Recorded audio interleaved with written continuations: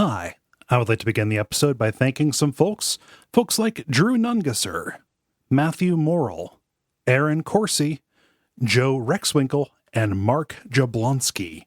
All of these are people who have gone to patreon.com/Duckfeed.tv, kicked us a few bucks a month, and helped us out. You can be like them, again, by going to patreon.com/Duckfeed.tv. Thank you.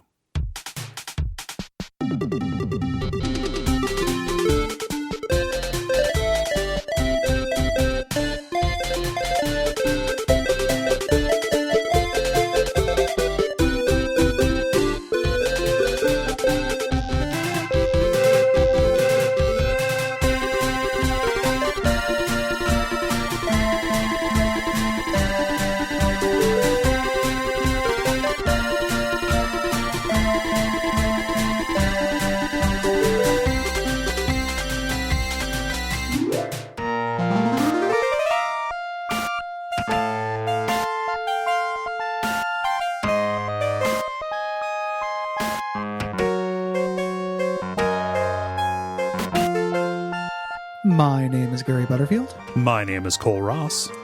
And you're listening to Watch Out for Fireballs. It is a Games Club podcast. And this week we are talking about King's Bounty, which is a strategy game developed and published by New World Computing for the PC and other systems in 1990. Yeah.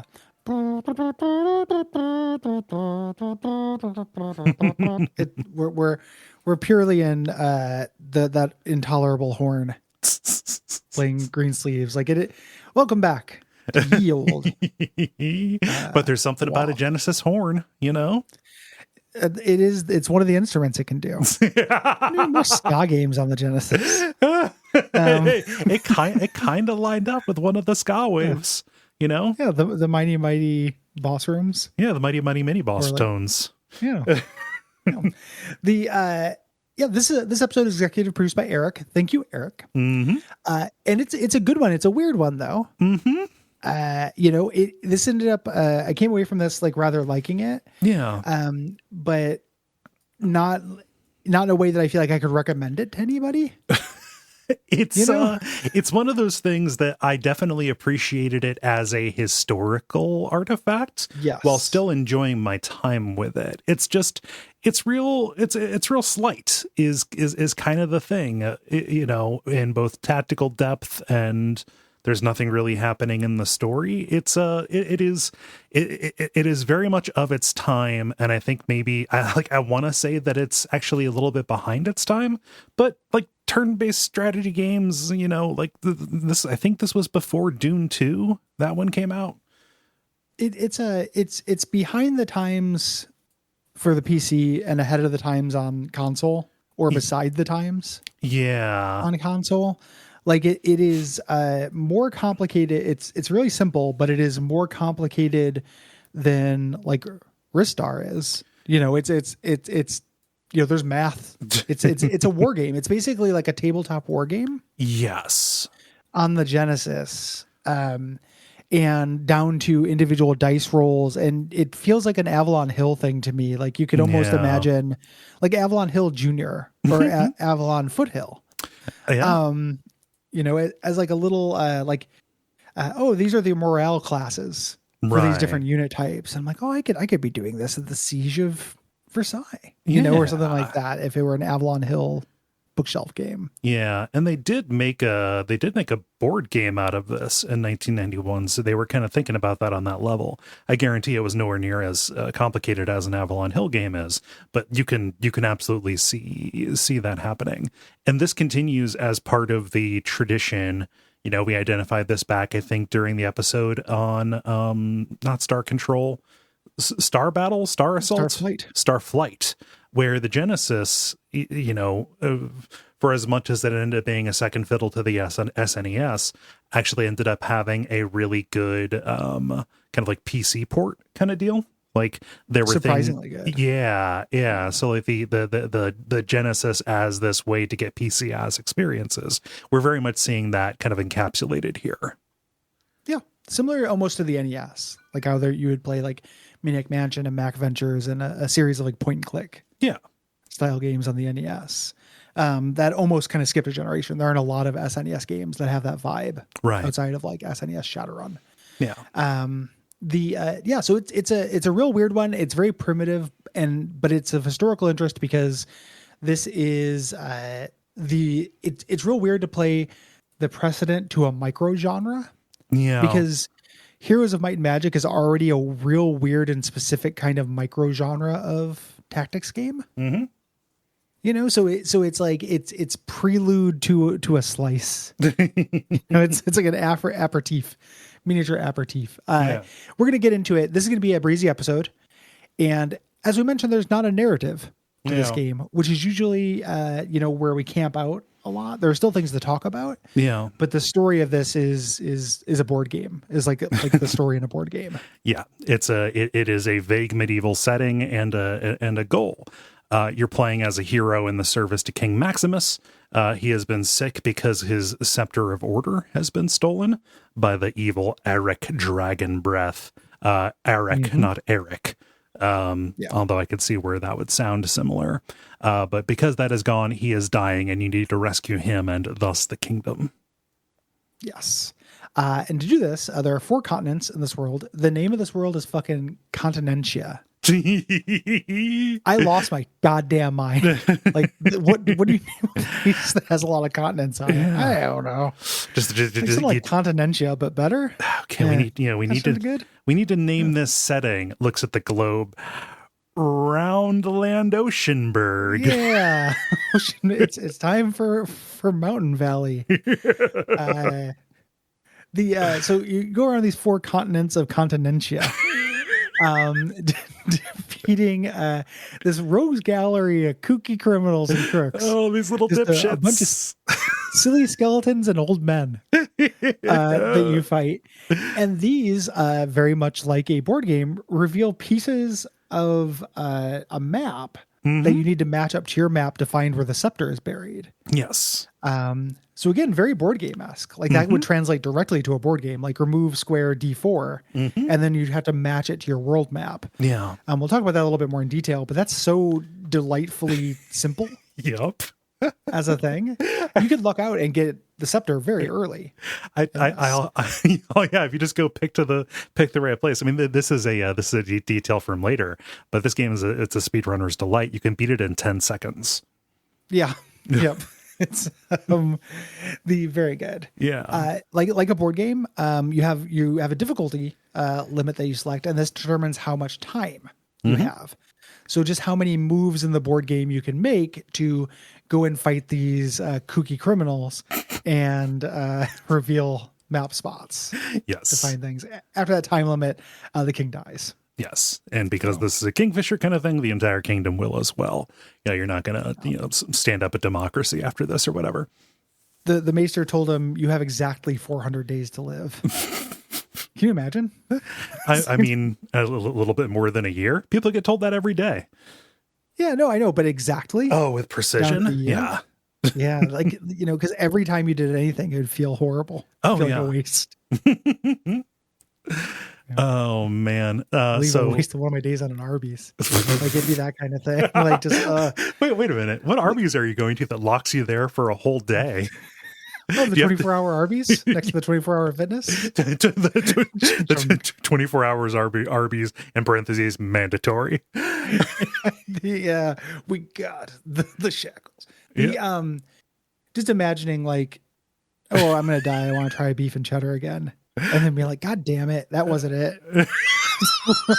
Shots. We fucked that one up. There have been periods in my life where I've recognized where something is missing in me, and I tried to fill the hole with Arby's.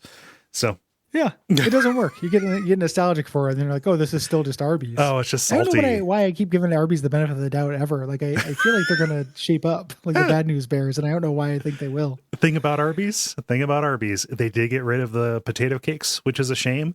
Mozzarella sticks. Good fast food mozzarella sticks. It's a high quality side. Yeah. Yeah. It's a side that will fill you up. Not one that I would want to spend one of my 400 remaining shots on. I have 1,200 meals left. Spend one of them on a fucking beef and cheddar? Yeah. I'm so mad at Imaginary Gary right now. All right, this is going to be a short episode, so we need at least 5 more minutes of Yeah, Arby's riffing. Arby's based humor. Oh man! So we're not going to cover the generalities here at the beginning because that kind of makes up the body of the game. Yes. But we're going to cover the game's creation and then kind of get to that as the talking about the progression, the way things kind of fit together, what systems are here. Yeah. There are multiple ways to play this game. We did the Sega Genesis version with Eric's blessing, just because it's simpler, has music easier to get a hold of. This was published by Electronic Arts, and it is largely the same. And but the big difference actually makes this game a little bit harder.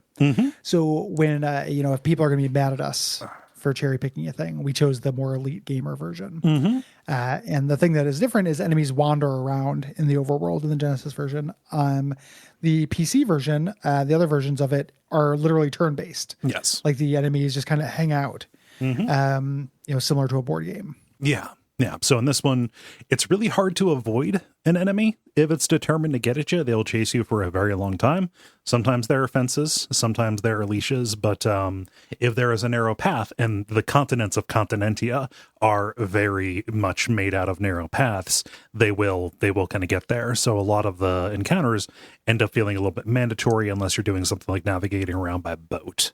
Nobody can get in the water. They just stand at the shoreline and shake their fist at you like a sheriff at the county line. Yes. I imagine this was done to make this feel more like something gamers would recognize. Yes. Like to give it console RPG visual language, even though it is an entirely different beast. Yeah. I didn't play the PC version, but I thought I would like the PC version a little bit better. Yeah. Enemies not chasing you would have been additive in this. It wasn't, a black mark or anything like that. But as we'll get into, this isn't a game where like you do an individual battle for the pleasure of doing an individual battle. Right. It's not necessarily, you're not mechanically incentivized or ludically incentivized to fight a wandering monster most of the time. No. You want to choose. Yeah. You want to be able to, depending on where you're headed to, be very conscious about entering into a battle, which most times equates to trading some of the units from your stack for a little bit of cash. And you may not you may not be able to get back up for the amount of cash that you gained. Yeah. And it gives you a chore. Yeah. It gives you a restock chore, which is the thing. So I think this is probably to the game's detriment. Yeah. That it does this.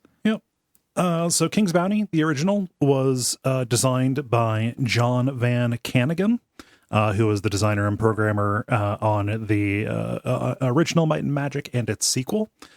At this company, at this developer, New World Computing, and he and the studio would pass off the later Might and Magic games to go and work on Heroes of Might and Magic.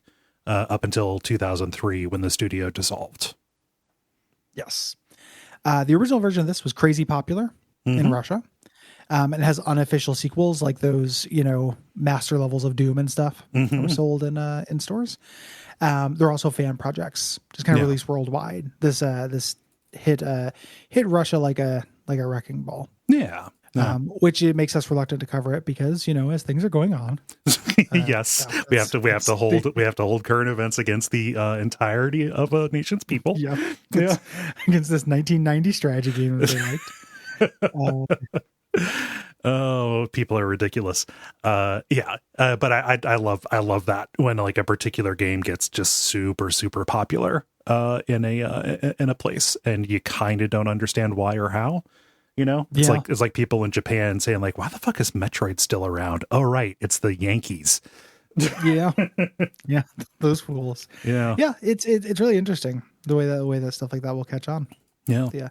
Germany has like such a bizarre CRPG world. Like I have long wanted to kind of really dive into that because apparently that stayed alive a lot longer and more consistently as a scene. Yeah. Same thing with adventure games. Yeah. Germans love, graphic adventure games. You can't begin a sentence with Germans love. Yeah. You can end a sentence with it, though. Germans love, period. In this house.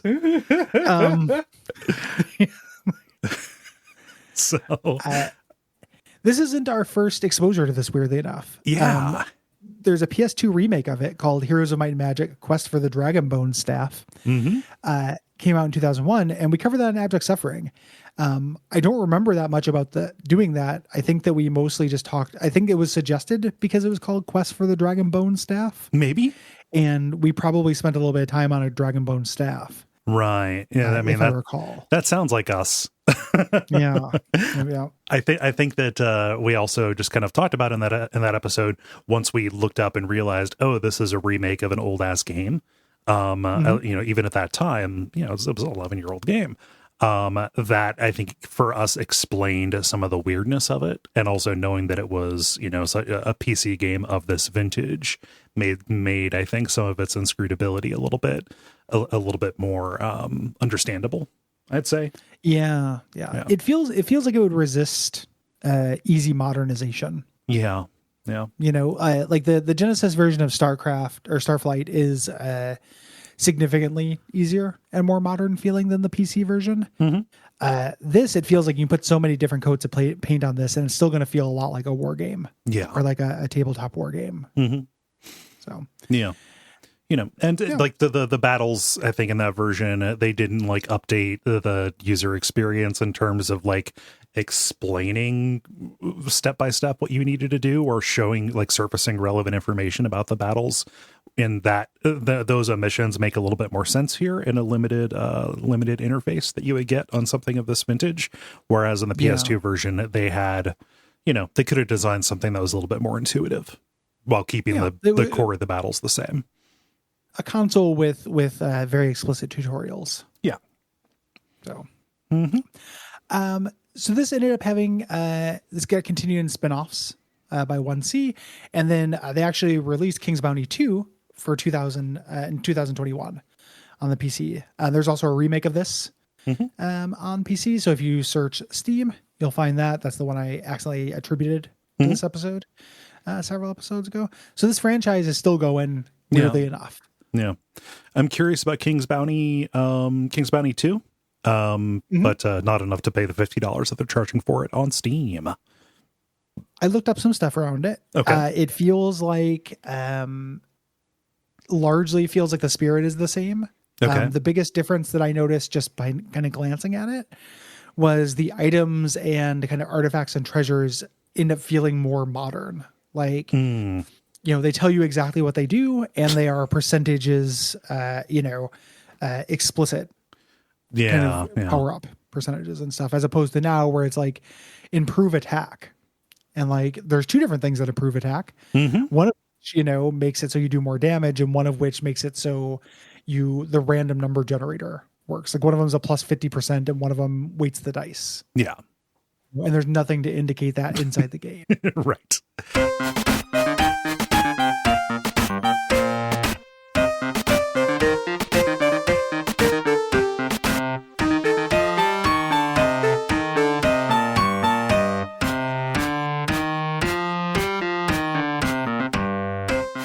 So let's get into it.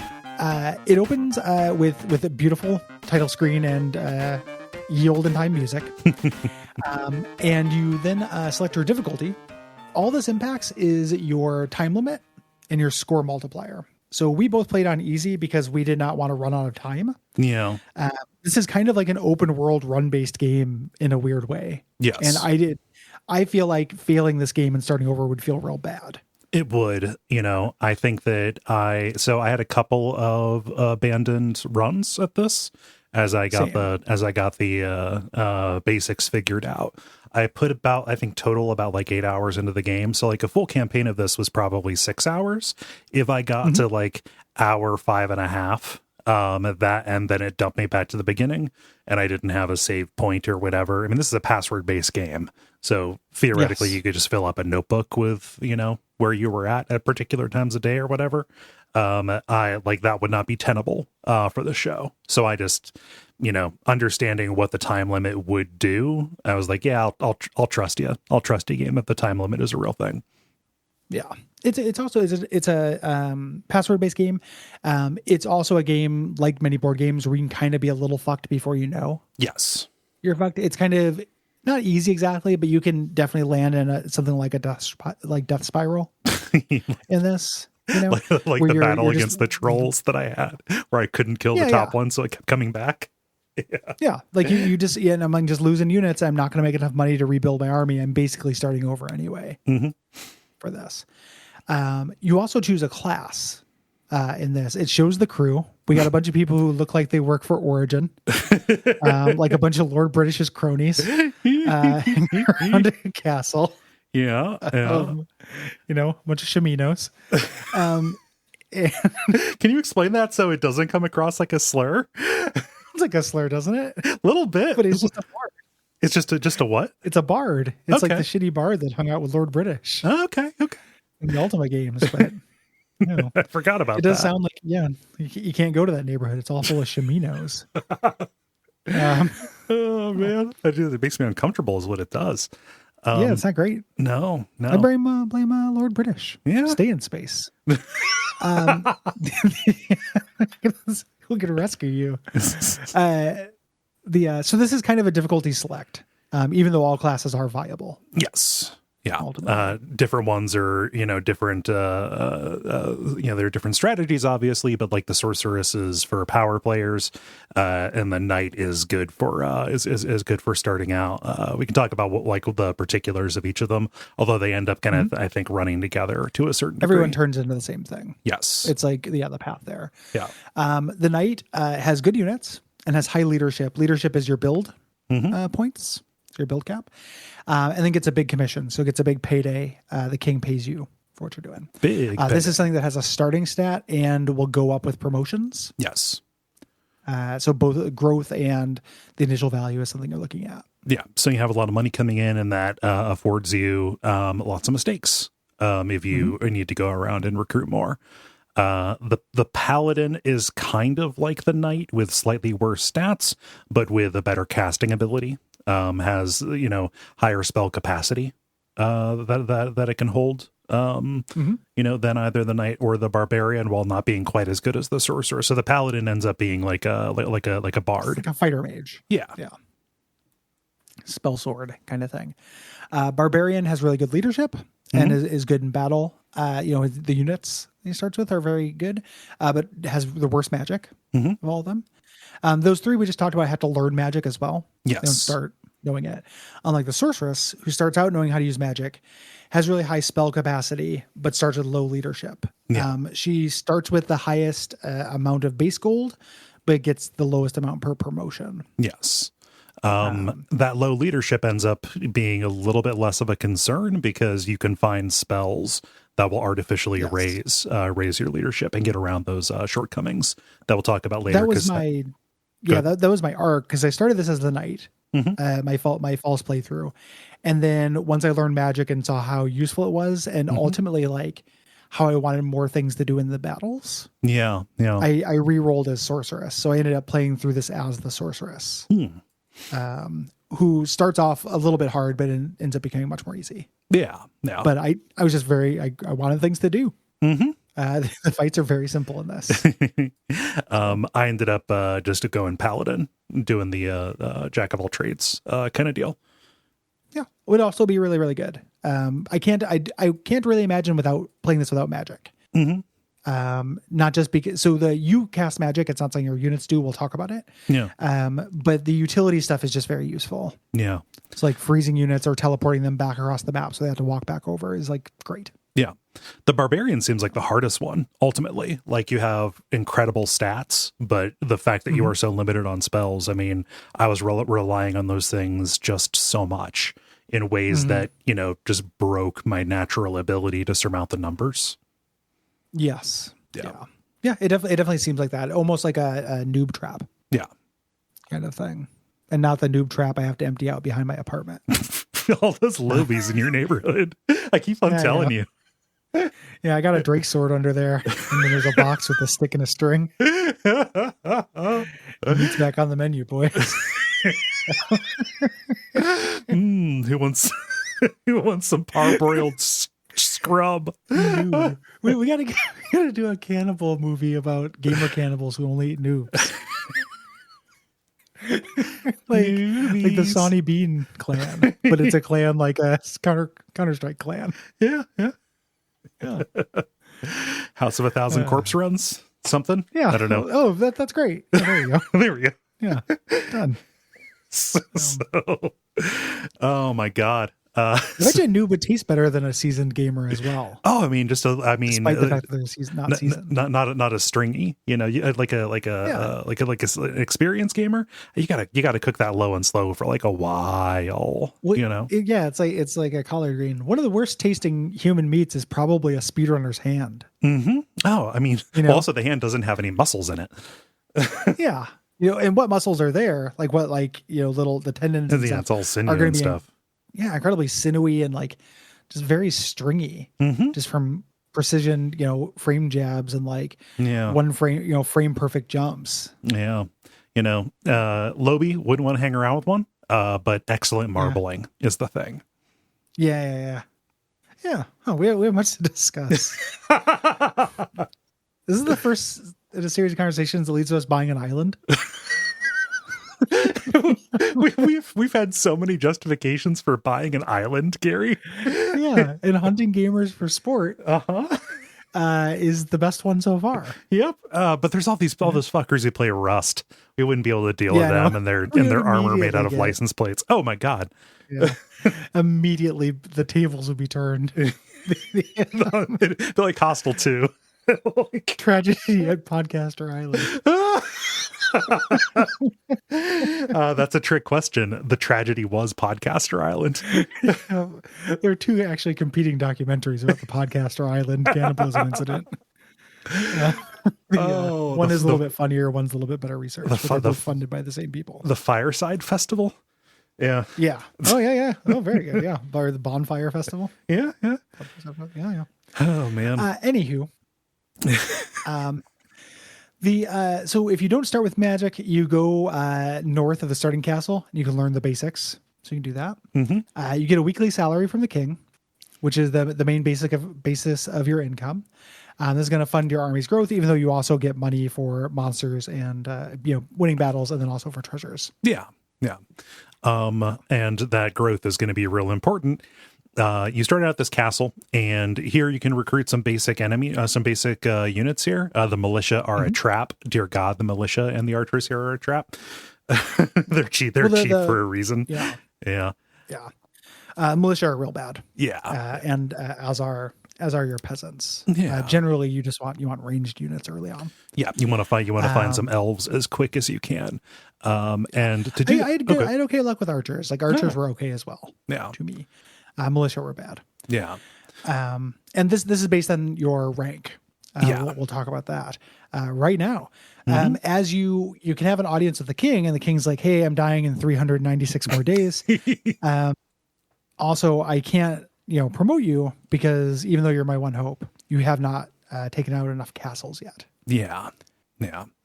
And as you rank up, you can recruit those advanced units here, but also this raises your commission and your leadership, which will let you control bigger armies, which is going to be one of the main ways that you grow.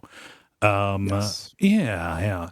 So everything takes place on the world map, everything except for the battles. But the world map is going to be where you're spending most of your time. When you say that this is kind of a run-based game, one of the ways that articulates is that this is open world, and some of the elements are randomized.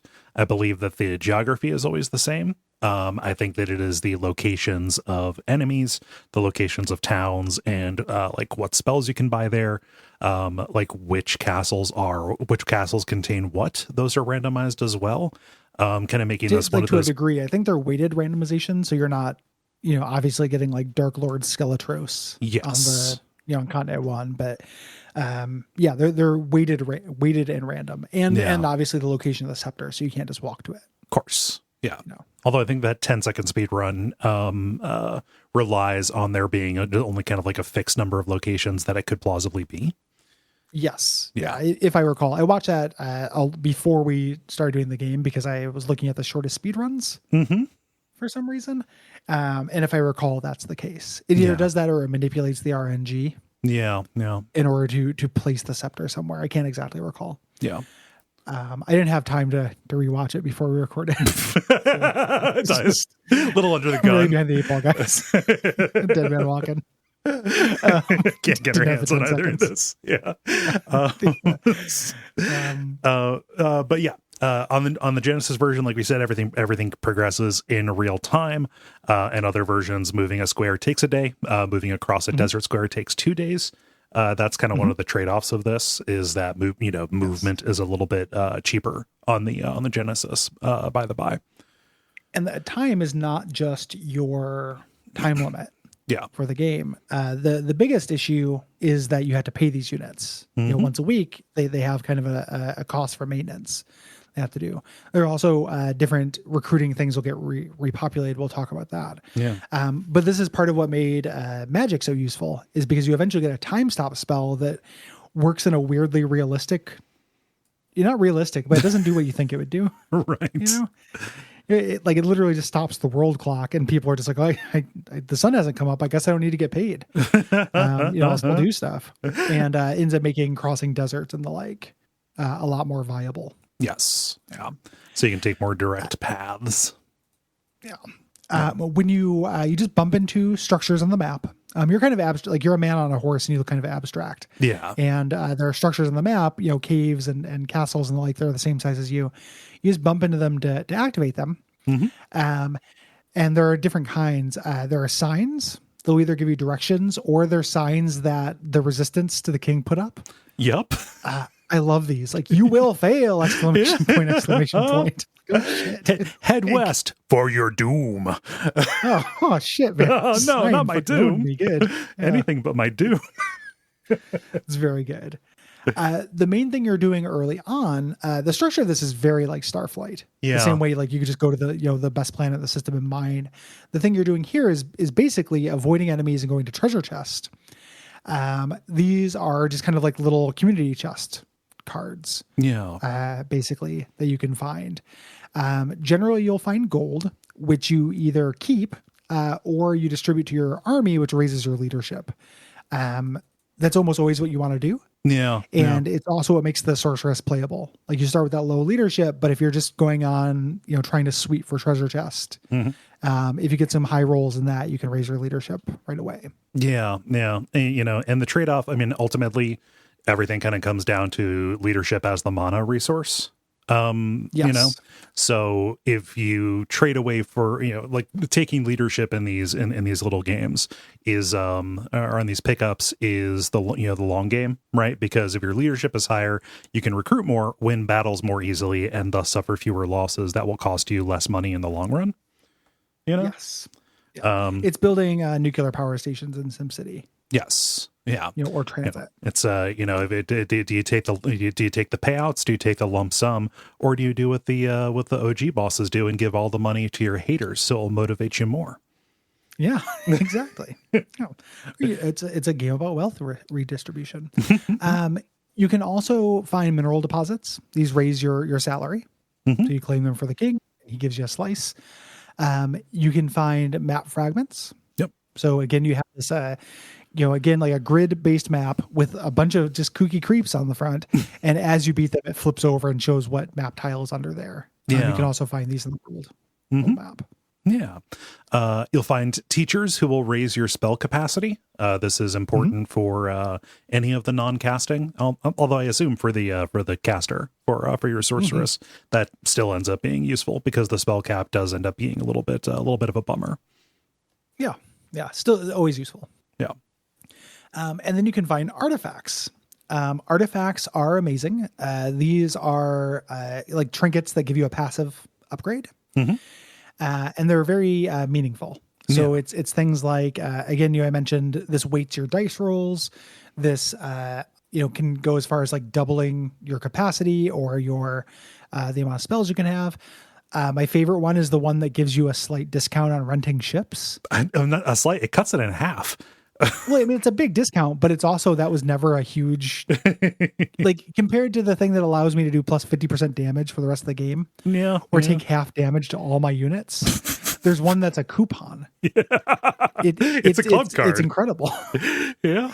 It's a coupon for something you rent. It's something you buy, and it's an artifact. Yep. Can you imagine finding an ancient artifact that gave you half off renting something? It's not even a coupon. It's the anchor of admiralty. So Yeah. like you just roll up to the boat rental in town, and they'll say, "Oh, that'll be 500 gold per week, please." And then fetch me the case, and you open it up. Yeah. It's like, sir, yes, no, please. Let me give you the boat that won't sink. A Diners Club card. Yes, sir. Yeah, it's very funny to me. But these are really good, and you want them, the earlier you have them, the better. Yeah. It's just going to make everything easier. So you want to beeline for these as best you can. Yes. Yeah. So towns are places you're going to want to go for a few different reasons. The first one that is presented to you is to gain intel on nearby villains. They will tell you like roughly like, hey, here's what the villain who is who we are under, what their army is made up of. So giving you a little bit of a sense for how much you should be trying to grow your army to match up to them. Yes. Yeah. Even though you don't, part of the game is getting the context of what all this stuff means. Yes. So we're playing this in 2022 when you could look all this stuff up. Back in the day, this would have been really mysterious. Yes. They even do it. They don't tell you numbers. They do like a bunch, a collection, an overwhelming number, a horde. And you have to kind of figure out what that would mean. In addition, you have to understand what's more dangerous, a gnome or a druid. Yeah. The answer may surprise you. Yeah. So it's kind of limited use as intelligence until you start kind of correlating your facts together. Yeah. You're going to want to write this stuff down. Yeah. I imagine this Genesis manual came with a big notes section because you get the game King's Bounty, or get the name. You will take out bounties on these individual villains. Yes. So you want to know where they're at. And there is definitely a hierarchy of difficulty. Yeah. Of these weirdos. There's a handful of these guys on a given continent. It'll always be the same handful. So you'll fight, Hagar the Horrible on Continent 1 always. And the Wizard of Id always, on the third or fourth. Right. The guys, the peasants are revolting. Yeah.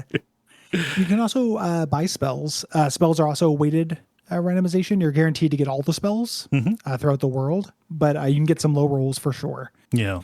And just like find bridge after bridge spell. You can rent boats, as we mentioned. And if you have a special coupon, they're cheaper. And then you can buy siege equipment. Yeah. Some classes start, I think the knight starts with siege equipment. Is the other big advantage to the knight? I think so. You're going to lose that. It's real weird. You don't use it, and it's not a unit. It's a $3,000 license to fight things in castles, but the fights are largely the same as fights in the field. And if you lose a battle, then you lose your siege engine and you have to replace it. But it's a license to fight. Yes, it'll get you through the front door. It has an icon on the right of the screen, so when you have it, there's always a little tile that shows that you have it. It's constantly firing. Yeah. We can't stop it. Yeah. It's actually how you get around. It's like when you would put on the floating cars cheat in GTA 3 and fly on tanks by firing backwards. So those are the things you can get from here. You also get the bounties, as we mentioned. This will give you some information on one of these just like absolute cavity creeps that you have to fight. And they give you a reward. You have the bounty will only be active for a certain amount of time, and you get a reward just for fighting, but you'll get a bonus reward for doing these bounties, in addition to being able to take castles, which you need to be able to be promoted. Yeah. You also torture the weirdo for his piece of the map square. Yes, he will hand it over. Can I give you some facts about some of these bad boys? Yeah. I'm glad. I'd rather have some facts about the bad boys. I didn't want to talk about all of them because there's an overwhelming number of them, and they definitely blur together. They do, and they have I believe fixed armies or whatever, but because of the way the battles work out, that ends up not necessarily being as big of a deal as you would think. It is just slowly progressing difficulty. Yes. Yeah. Tell me about these kooky perverts. Yeah. Well, Hack the Rogue. He's wanted for conspiracy against the crown and grave robbing. Most of this, There's a big conspiracy. A lot of people are wanted for conspiracy against the crown. Dread Pirate Rob is wanted for piracy in the Pond of Peril. This is nowhere. You cannot visit the Pond of Peril. It's just where Rob is. Yep. Ragface, which again sounds like a horrible thing. He's just a green face zombie man. Rindalus Drybone is the king of the undead. That's his crime, being the king of the undead. I love that. Oh, yeah.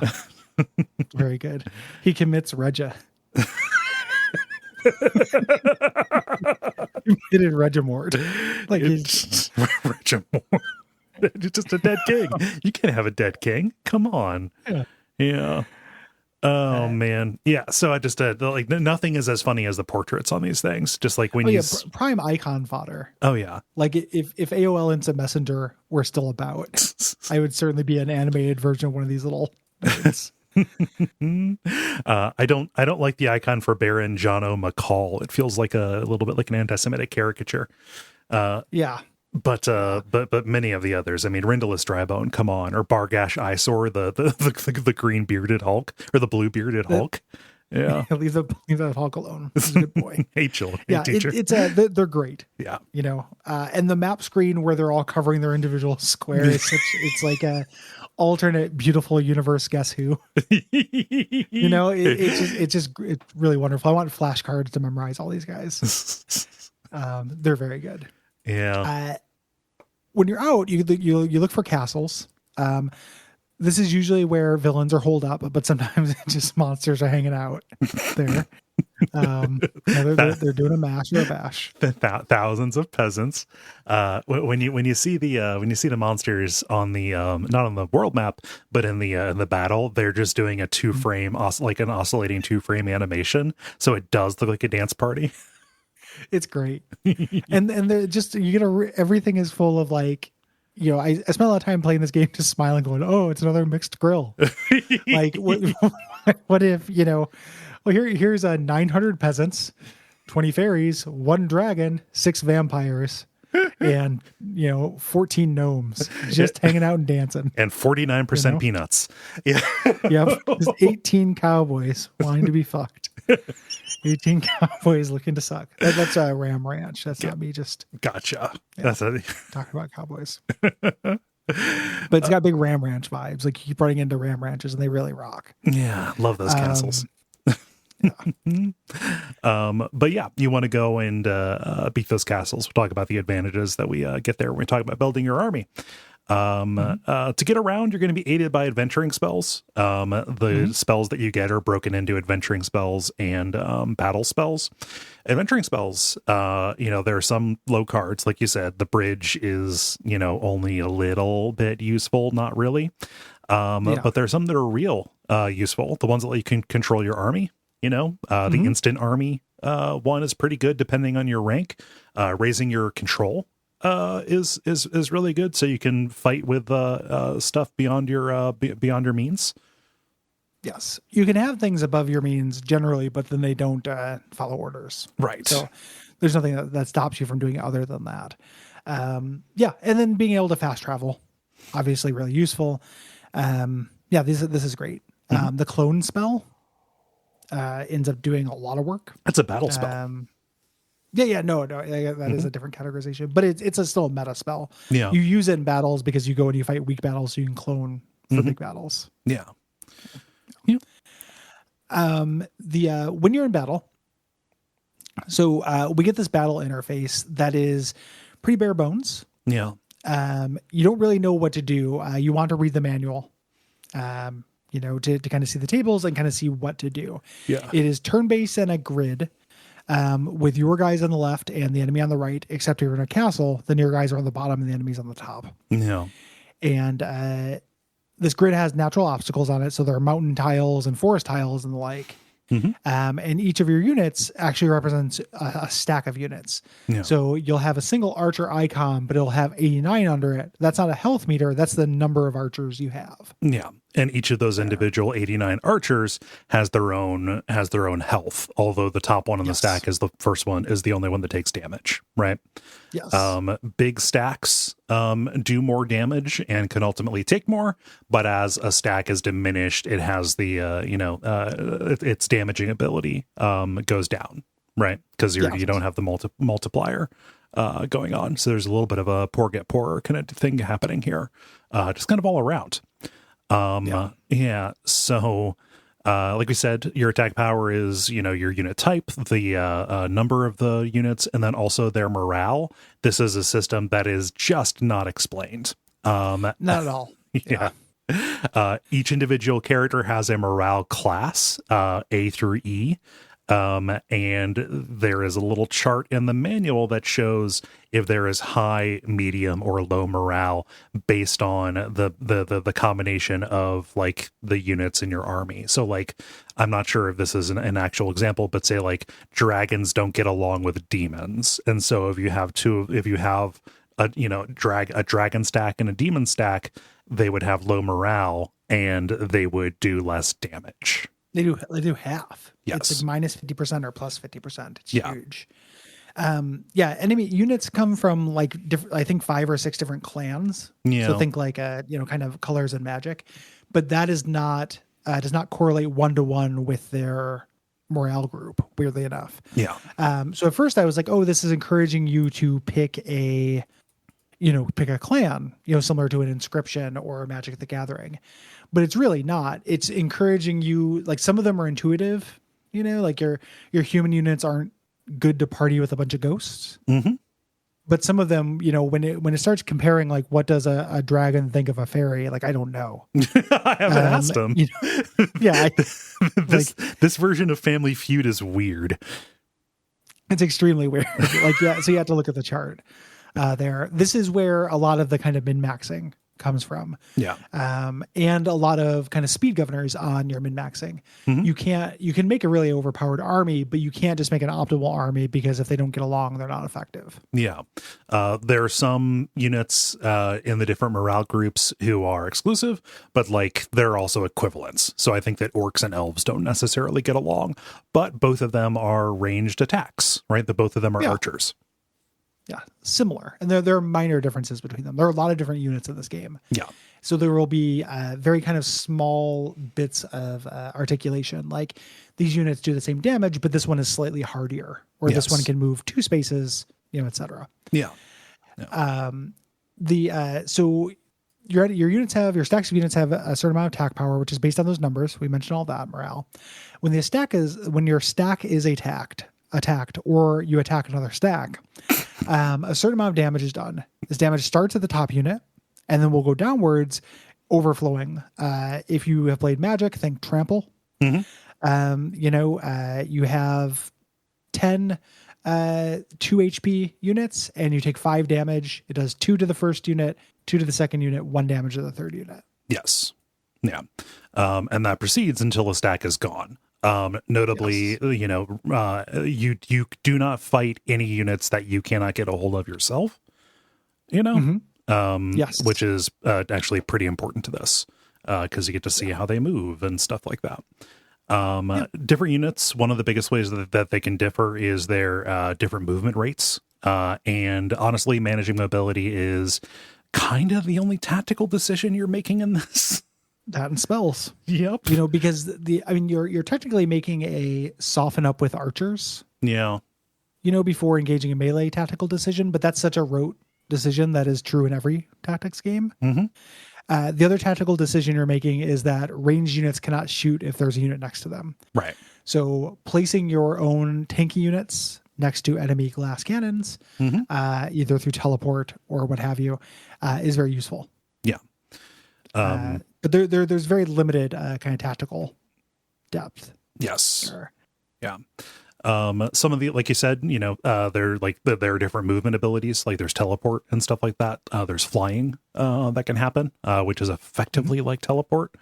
And then there are ranged attacks, either spells or archers. Your bows and arrow and stuff like that.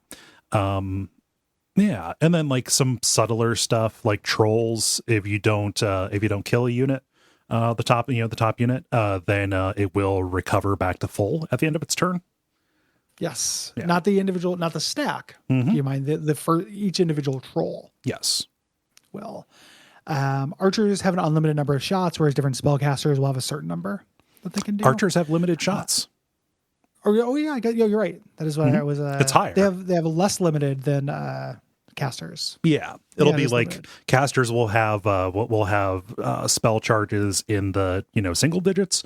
Archers will have arrows, or I guess volleys, because we're dealing with a stack. They will have those in like the tens. So Yes. 12, 12, 15, 18. It's very rare that I ran out Yeah. with archers. One of the coolest units are Ghost. Did you Yep. fuck around with any Ghost? I didn't. I mostly did. Oh wait, is it the ghost that revived to the peasants, or is that the zombies? It's the Ghost. It's the ghost. So I did fuck around with ghosts. Yeah. Yeah, they're real neat. Like every unit they kill, they gain a unit. Mm-hmm. So they're turning their enemies into Ghost. But once a month, there's Week of the Peasant. Mm-hmm. Which hell yeah. And all your ghosts turn into peasants and it becomes this huge drain on your army. Yeah. Because they're expensive to feed and they're a garbage unit. So it automatically, like, it's really interesting. It's probably the most complicated, unit thing because it'll grow on its own. As a thing, you don't need to do anything. And then all of a sudden it becomes this financial burden. It's a real interesting, like, short-term gain. Yeah. You gotta get to a castle and garrison them right away. Yeah. Dragons are immune to magic. Dragons are very powerful, but you can get them. Demons have a chance to do like half a stack. Yeah. They have a 10% chance. You can't change this. Like a critical. But if they attack you or you attack them, they can cut a stack in half. Yeah. So demons are also very powerful. Yeah. And you want them. And you don't, I believe demons, like any of those flying ones, you have to wait until the fourth island to get a lair where you can recruit them. I didn't get one before the fourth island. In reading about it, my understanding is that some of them can appear in island 3. Like they're weighted dice rolls. Like they're, it's things where it has a mostly, but depending on the roll, you can get them earlier. So yeah, there's a little chaos. Yeah. But there's a bunch of different, vampires are also really good. Vampires heal the damage they do. Nice. And that is barely, it's not explained in the game and it is barely explained in the manual. Yeah. A lot of the stuff was through, looking at game facts and a wiki to learn this stuff because you do have to read the manual to play this basically, or listen to this episode, but it's not very well explained. Yeah. Yeah. So, turns play out, first you move and then you commit your action. Depending, attacking will end your turn there. Or you can just wait and that will make your next turn kind of come around. There's kind of a natural, there's a natural initiative, kind of thing that happens here. Yeah. And the tactics are very limited.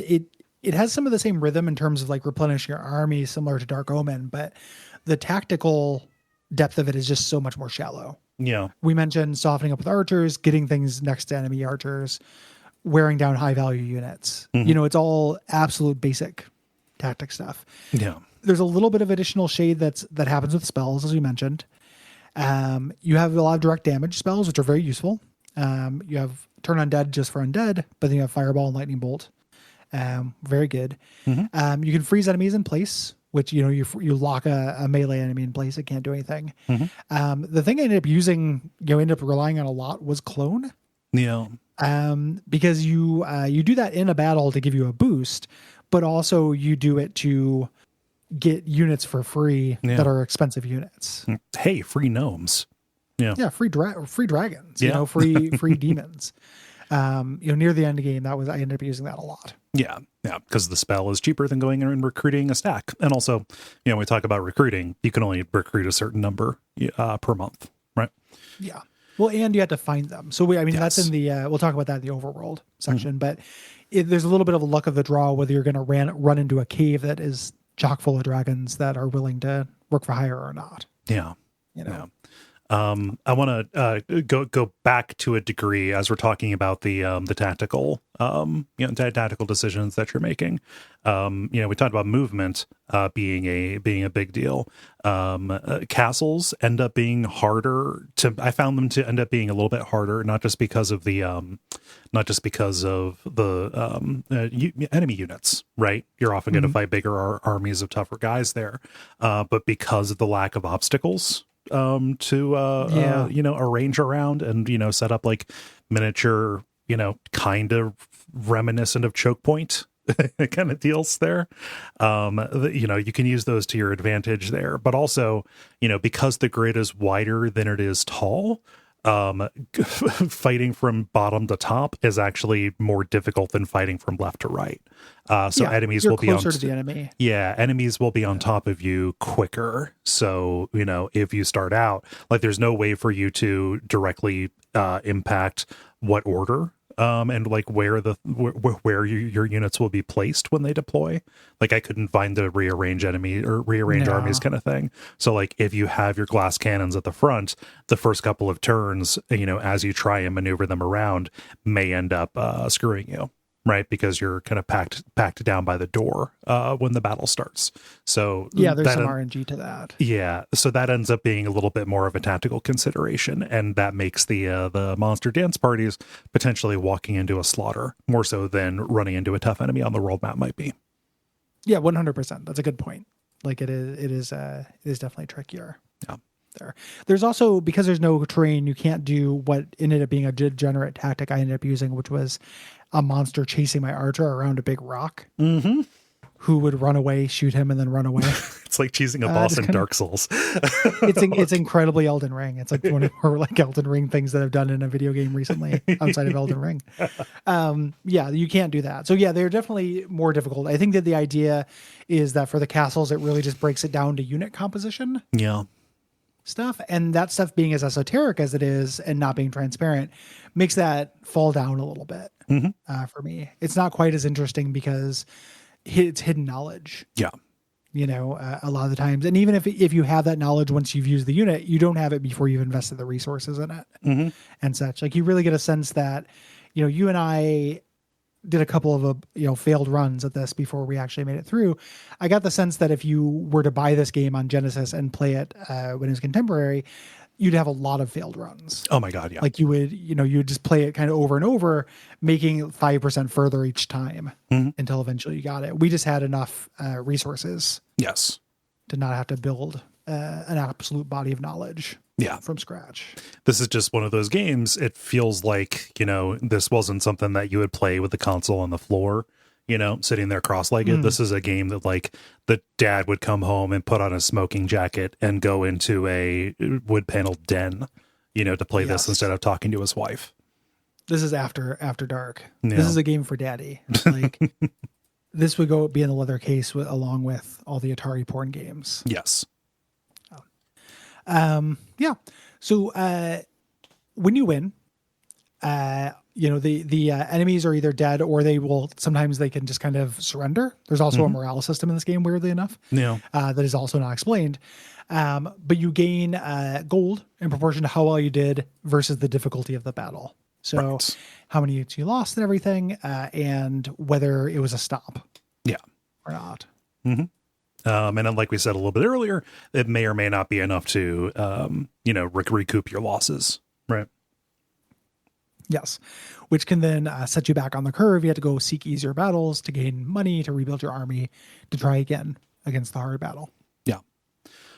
So you build your army by recruiting at layers. Like these are not, it's not like a, dungeon keeper layer or a gauntlet layer. That's just the category of building that you find. And these are broken down into categories. So there's, forest layers and cave layers and your ruin layers and things like that will determine, what family of units you're going to find there. Yeah. So you go into a cave to find, dragons or giants, trolls, but you go into a forest thing to find gnomes and elves. Yes. You can also recruit by enemies instead of cool thing is enemies can walk up to you and ask to join you. Yeah. Which I like as an alternative to running away or just making me fight a really easy enemy. There. And then these get replenished. So you go to a cave, you pick up all the dragons that they have. You have to wait around for Week of the Dragon to come up on the calendar, and then all those dragons will come back. Yeah.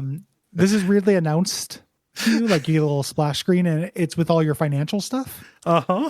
Which makes me think the comptroller is doing it. I'm imagining him at a lotto cage, picking out a ball with a little picture of a dragon and letting all of the dragons give birth at once. 3, 2, 1. Push. Just it's very funny. And then you also get bummer rolls. This is a big place where RNG is here. So Yeah. You're late in the game and it's Week of the Nomad again. What the fuck? I don't need any more nomads. I've outgrown nomads. That's first half of Continent 2 shit. Come on. Yeah. I'm barely in Continent 3. Give me vampire or better. You promised vampire or better. Each unit has a cost to recruit them based on their effectiveness broadly, and also kind of an upkeep cost. There's a weekly cost to keep them loyal to you. Running out of money means that your army will abandon you. Yes. And I think that in that case, this is weirdly a tough game to lose. If you lose a battle, you just kind of go back to the opening castle and start over again. Rebuild. Rebuild there with your character, with your hero's progress and spells and stuff like that. Still constant, but your army is basically your character in this. But yeah, it's a tough one to lose. So I imagine if they abandon you, it's kind of the same thing. You just have to start over, and then here's your weekly commission. Try not to fuck it up this time. Yeah, it never happened to me with how battle averse I started out. Yeah. Early in the game, and ended up getting mineral deposits, and just a lot of weeks went by. Yeah. That is the way that the lack of time limit made things appreciably easier. Yeah. For me, it's a difficulty slider that I'm not that interested in, because the idea of just having less time doesn't appeal to me, or running out of time, but I understand how it forces you to take more risks early on. Yeah. Your charisma determines your maximum unit control for your build points for your army. More powerful units have a higher control requirement, of course. And as we mentioned before, if you hire above that, units will go rogue on you. It's kind of like having your, starting a Pokemon game and having your buddy trade you a level 60 Machamp who then just goes ham on you and doesn't listen. Yes. Yeah. Very similar. Yeah. And then you have a certain number of stacks, kind of stack slots in your active army. Here, and you can have additional units, and you want to have additional units to garrison castles once you clear them. Any unit can garrison a castle, and you only need one. So you can have a single peasant who just lives in this castle and will keep the monsters out. Hello. I imagine it's like Home Alone. Yeah, it's like when you it's spiders know when a person lives in a place. Kind of seems. So it just, if you're living in a house, fewer spiders will be there. It's the same thing for monster dance parties. Yes. Or that great Saturday Night Live commercial for the system that discourages people from robbing your house by making it look like it's already being robbed at the time. Which I loved. Oh shit, this one's being used. Gotta move on. I'm not gonna take somebody's turf. Yeah. You want to do this because if you leave a castle unguarded, there is a chance it gets taken. Yes. Monster parties will hermit crab on in there. Yeah. And it also gives you money and allows you to level up. Basically, the more castles you have, that determines your ranking, and it raises your monthly revenue. Yeah.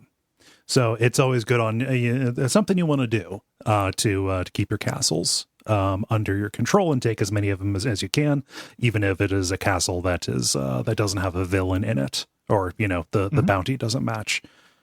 Yeah. So generally you spend the other time, you're sort of getting these battles, you're building your army while moving around the world.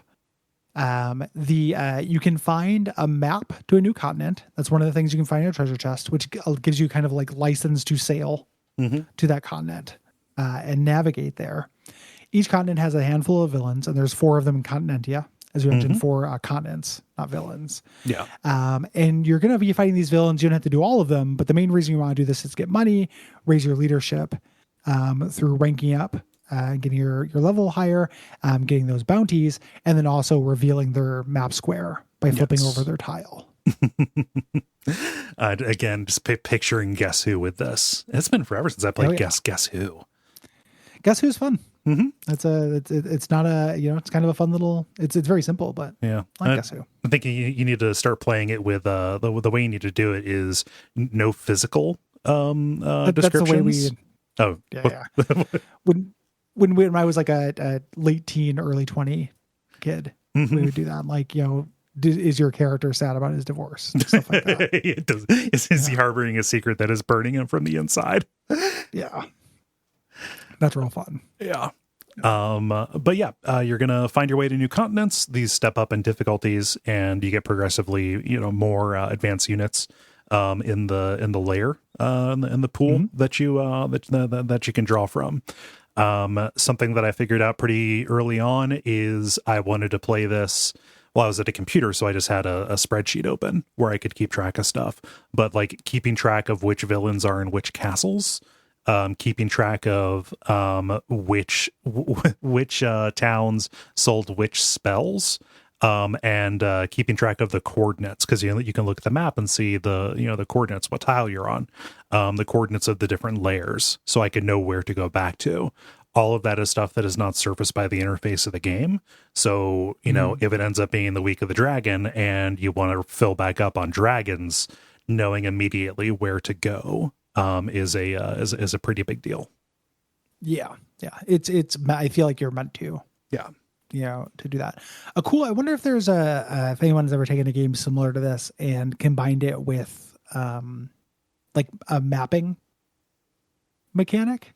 Like, it would be kind of fun to do an Etrian Odyssey, like fill in your own map or have a map marker. Oh yeah. Kind of thing that charts this out. Yeah. I imagine the remakes have something like that. And if not, it's a good idea. Yeah, I agree. Yeah. Each continent has a step up in difficulty of monsters, as we mentioned. And you're just going to kind of move through these again towards that end goal. Yeah. You want to get a powerful enough army to continue to flip over map tiles. Yes. The cheesy way to get through this is to dash through the islands and recruit a flying creature. Garrison everybody except that flying creature, and then just go and pick up the artifacts. Yes. You may fly on the overworld if you only have flying units. Yes. In your crew. Getting those artifacts, obviously, big leg up early on. Yeah. Then you can, you buy spells that raise your unit control, or you can do this. So you can take really ultra powerful armies into castle fights. It's not sustainable. Ordinarily I can't control, 30 dragons, but I can now because I've got a temporary buff to my charisma. Yeah. It will follow me for now. So you can get through that battle and get yourself those upgrades and just kind of churn through getting all of your map pieces. And I like how you can win this without all the map pieces. I went and got them just because it felt like it would be a good thing to do for this episode. But like, you can totally identify, and it reveals a screenshot of the game. Basically, you want to go to the specific tile that is marked here, like in this valley that is shaped kind of like this. Yeah, it's a really neat way that RNG can play into it. It would be cool if the difficulty mode you chose played into that as well. Like if you're playing on hard, it gives you a more anonymous piece of geography. But it's really neat. Like you're like, oh, that specific shape on that, it activates like jigsaw puzzle. Yeah. Part of my brain, like, oh, that specific shape of coastline. That's in 2 different places. I need one other little piece of context. Oh, there's forest here versus a desert. That's it. I can look at my continent map and say like, oh, this is a likely candidate, go there. Like once you figure it out, it only takes like when you select the option to search an area, it only takes like a week of time. It's like a week or 10 days or something like that. So it's not a huge deal to get through. Yeah. Yeah. And that's, you basically, that's it. You go and get the staff. I mean, there's more, I feel like we cruised over the bulk of this game, which is going through those battles, but it's hard to emphasize how much of it is just kind of bumping units against each other. Yeah. Like it's slightly more complicated than rock, paper, scissors, but not that much more. It's not about decisions that you like, very little about decisions that you are making in the battle itself. The strategizing in this, is pretty much entirely around managing your resources and making sure you have enough of an army to go in, and maybe that's just because my analysis and my skill at this only got to the level of building a death ball, or this game's version of a death ball. But that was sufficient. And it's not like I was making interesting decisions so much as trying to make do with what I had and make sure that I went in with sufficient personnel to overwhelm. Yes. And a big part of the strategy, and this is something that you wouldn't necessarily know intuitively, it's something you'd know from playing, is when to commit to starting your kind of battle campaign. Yeah. Because I didn't really have any context I needed through the game of this. Like, again, I don't know whether a gnome is better than a druid inherently. So I just kind of had to, if I wasn't playing this with guides and stuff in 2021 or 2022, I would just be like, okay, let her rip, is a troll better than a giant? And then would find out and probably fail, then start over. Yeah. Having that kind of, so it's like, imagine a rock, paper, scissors game where instead of rock beating scissors, rock is just 60%, effective versus the 40% of the scissors. Yeah. And there's, 40 different tools. Right. And they get along in different ways. It's really just kind of building that toolbox. Mm-hmm. That's the game. Yeah. So there's, there is a boss to this. There's the biggest crim that you can go fight, but it's not like really a character so much. It's not, an antagonist. Yeah. There's stuff they talk about, like this conspiracy and all these guys working together, and nothing ever happens with it. Mm-hmm. You just complete the board game. Yeah. I'm saying all this because I'm feeling a little self-conscious about how quick we are at the end of the episode and how I feel like it feels like we skipped stuff and we kind of didn't. Right. Right. Because this is kind of meant, it's a little bit about the grind, like this is a bit of a grindy anonymous game while still being an interesting novelty, specifically on the Genesis. Right. The context makes this. Yes. If the fact that it got ported is the most interesting thing. Yeah. About it. Like, it doesn't mean necessarily playing the version of this on Genesis is more interesting. It just has that additional historical value. Yeah. Yeah. And, this is relatively, primitive, even for the time to a degree, or just, it's relatively primitive, even for the time as a tactical game. And I think that, that is just something that we can only go into so much detail around that, I think. Yeah. Yeah. Real weird this landed on episode 250. Yeah. Happy 250, everybody. Happy 250. Real X-Men Legends 2 energy to this. A momentous game. There is an ending. You get the, you find the map spot, the correct map spot. You dig up, you get a picture of this king's staff. Mm-hmm. It's been returned. The kingdom will prosper forevermore. And because it's the 90s, you're rewarded with the king's daughter. Of course. You get to marry her. Yeah. Yeah. Which is real progressive if you're playing as the sorceress. Yeah, exactly. Surprisingly, like in my land. Yeah. The Continentia, the gay marriage Continentia. Good for them. Yeah. Good for them. And that's kind of it. Mm-hmm. There's the game. Yeah. It was neat. It's neat. Pretty fun. If I had run into this as a kid, like played this at the time it come out, I probably would have lost my mind. Yeah. Like this would have been really, really cool. It has, staying up late in a room only lit by a monitor. Yeah. One more turn kind of appeal. Yes. To it. Just like, I'm just going to take this one last castle and that'll be my time to go out on tonight. Yeah. And then, just one more, because that castle gives you some resources to then go and improve your army. Or maybe you rank up and you can have a bigger army, things like that. Yep. Yeah. And that's King's Bounty. That's King's Bounty. Thank you, Eric. Sorry the episode was kind of short. Yeah. Good game. Just pretty slight. Yep. Pretty simple. Yeah, I don't think I have anything else to say. Neither do I. If you have things to say about it, what should they do, Cole? They should go to duckfeed.tv/contact as you're hearing this. If you're hearing this on the early feed, you have a few days. The deadline for thoughts on March's games is the 15th of March. Beware the 15th of March, as they say. And March's games are Inscription, Ultimate NES Remix, King's Bounty, and Until Dawn, which is our premium episode. Yeah. All I could think of was Amnesia, a deadline for thoughts, but thoughts spelled the other way. Oh, of course. Of course. If you have things to say about next month's games, which are The Shrouded Isle, the Charles Entertainment Cheese franchise of fun centers and animatronic horror shows, or Deathloop, hit us up by the 15th of April. Yeah. Once again, at duckfeed.tv/contact. If you have thoughts on multiple games, please write them as multiple responses. That just makes things easier for us. If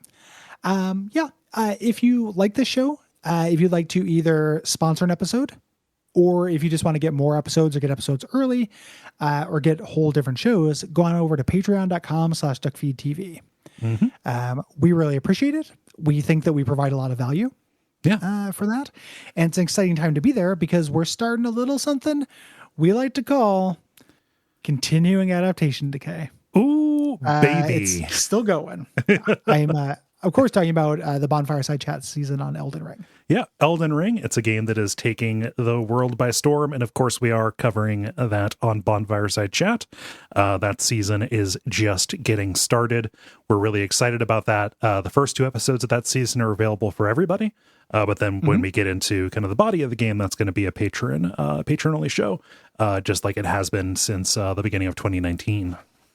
Yeah. Poor Horizon Zero Dawn Forbidden West. Yeah. Just, I forget who I saw. I think it might have been Sean who posted this. Like, oh yeah, for Horizon 3 is going to come out a week before Elder Scrolls 6. Yeah, just something just coming and just obviating you completely. Yeah, Oh well, just, eating your lunch. It's fine. I'm happy you're in a pig and shit to be in the lands between. Yeah. It's exciting time to join us, though, is the point. A lot of new people coming into the Slack, a lot of new people coming to the Patreon.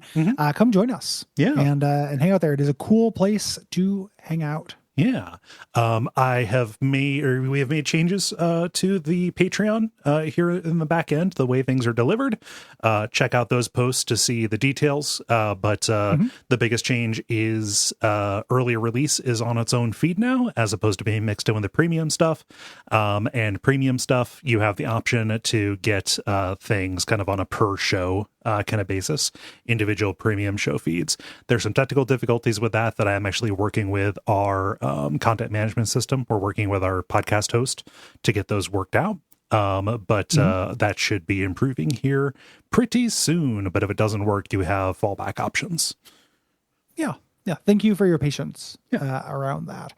And, if you're listening to this, and please take a moment to read the documentation stuff that we wrote. Please. If you join us, we do not have time to field every individual question, especially if it's something that's offered or answered in the FAQ, basically. Yeah. So not to turn into everything I hate and be like, don't make you tap the sign.